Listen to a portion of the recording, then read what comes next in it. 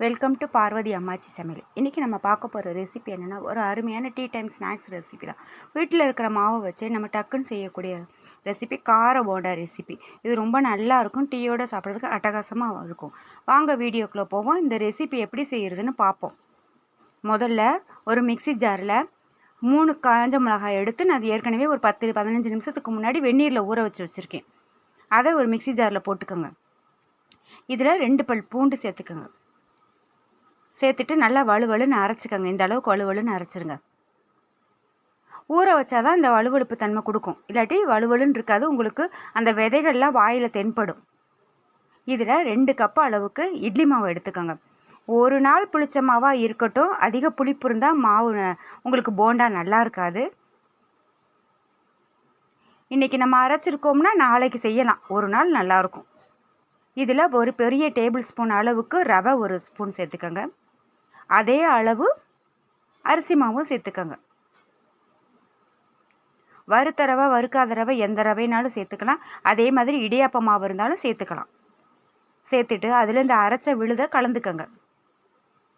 இதில் உப்பு சேர்க்கணும்னு அவசியம் இல்லை, ஏற்கனவே நம்ம இட்லி மாவில் உப்பு இருக்கும், அதனால் உப்பு சேர்க்க வேண்டாம். இதை நல்லா கலந்து விட்டுக்கோங்க.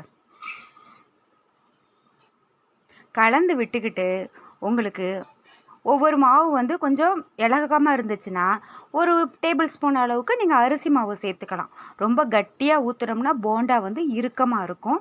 ரொம்ப இலக்கமாகவும் ஊற்றக்கூடாது, கட்டியாகவும் ஊற்றக்கூடாது. பார்த்து ஊற்றிக்கோங்க.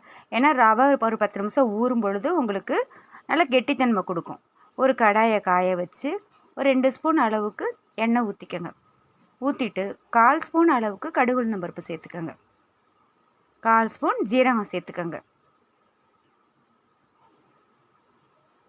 சேர்த்துட்டு ஒரு பெரிய சைஸ் வெங்காயத்தை பொடி பொடியாக நறுக்கி வச்சுக்கோங்க. ஒரு சின்ன கப் அளவுக்கு வரும். சேர்த்துக்கோங்க. சேர்த்துட்டு இதில் கருவேப்பிலையும் பொடி பொடியாக நறுக்கிட்டு அதையும் சேர்த்துக்கோங்க. இது ரொம்ப நல்லா வதங்கணும்னு அவசியம் கிடையாது. ஒரு 2 நிமிஷம் கண்ணாடி பதம் வதங்கினா போதும்.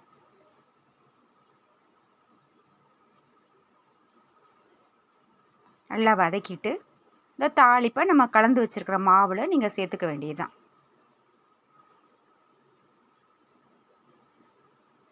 மாவு எடுத்து வச்சுருக்கோம் பார்த்தீங்களா, அதில் சேர்த்துக்கோங்க.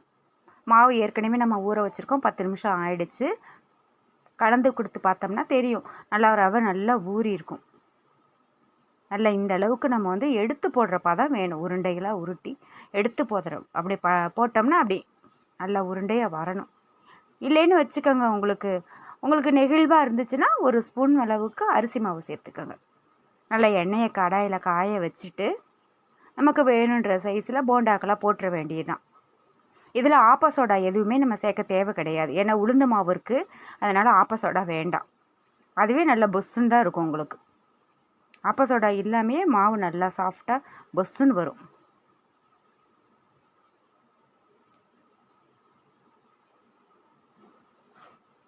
இது டீ டைம் ஸ்நாக்ஸ்க்கு ரொம்ப நல்லா இருக்கும்.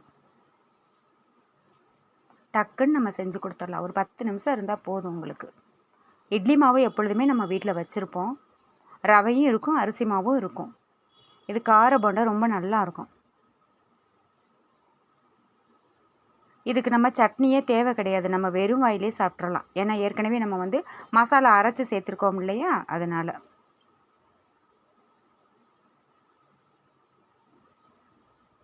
உருண்டை உருண்டையாக வந்துருச்சு பாருங்கள். ஆப்ப சோடா எல்லாமே நல்லா பொசு பொசுன்னு இருக்குது. நல்லா கோல்டன் ப்ரௌன் வந்த உடனே எடுத்துடுங்க.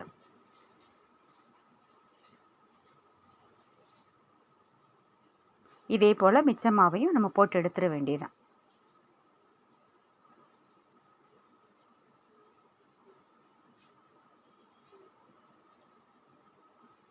கண்டிப்பாக நீங்கள் வீட்டில் ட்ரை பண்ணி பாருங்கள். எல்லா போண்டாக்களையும் பொரித்து எடுத்துட வேண்டியதுதான்.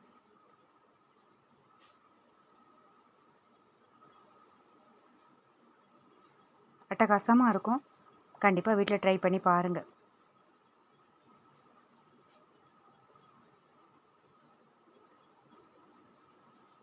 எல்லா போண்டாக்களையும் பொரித்து எடுத்தாச்சு. இந்த வீடியோ உங்களுக்கு பிடிச்சிருக்குன்னா லைக் பண்ணுங்கள், ஷேர் பண்ணுங்கள், சப்ஸ்கிரைப் பண்ணுங்கள். மறக்காமல் பெல் ஐக்கானை கிளிக் பண்ணுங்கள். தேங்க்யூ.